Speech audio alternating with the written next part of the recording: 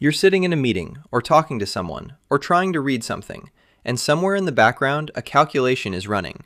What's in the account? What's due? Whether this month works? Whether next month works?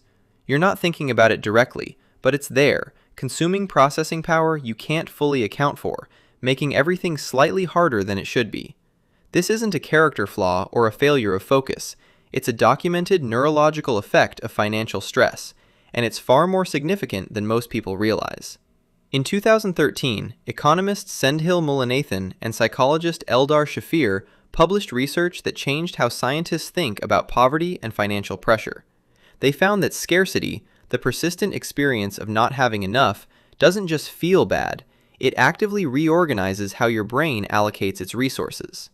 When your mind is constantly managing a financial shortfall, it goes into what researchers call tunneling, a state where cognitive attention narrows intensely toward the immediate problem, and everything outside the tunnel becomes genuinely harder to think about, plan for, or engage with. Their research estimated this tunneling effect produces a cognitive load equivalent to roughly 13 IQ points. Not a metaphor, a measurable reduction in the cognitive performance available for everything else in your life, your work, your relationships, your decisions, simply as a consequence of having financial stress running in the background.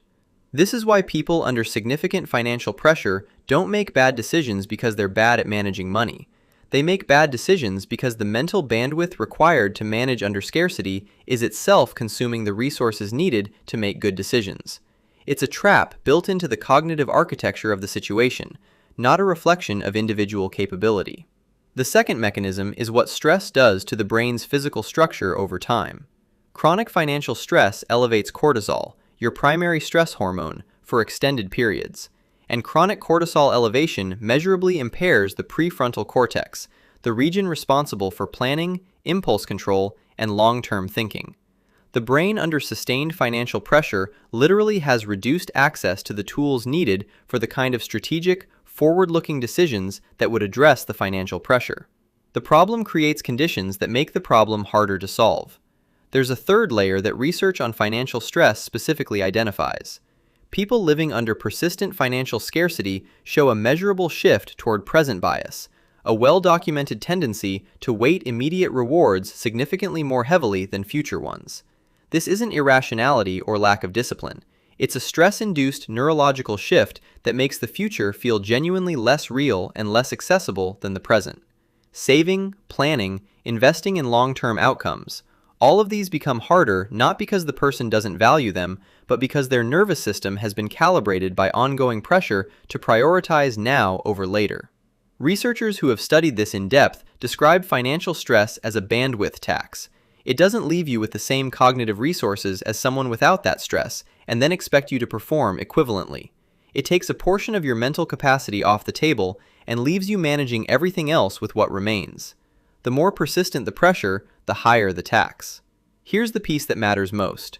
Everything that looks like a personal failing under financial stress, the difficulty concentrating, the short-term thinking, the feeling of being stuck, the exhaustion that doesn't match how much you've physically done, is a predictable, documented effect of what financial pressure actually does to a working brain. It is not evidence of who you are. It is evidence of what chronic stress does to anyone. The brain that would make the best decisions about your financial situation is not the brain that financial stress produces. That's not an excuse. It's a fact about the conditions you're actually working under, and it's worth knowing because understanding it is the first step to not adding self-blame to an already significant load.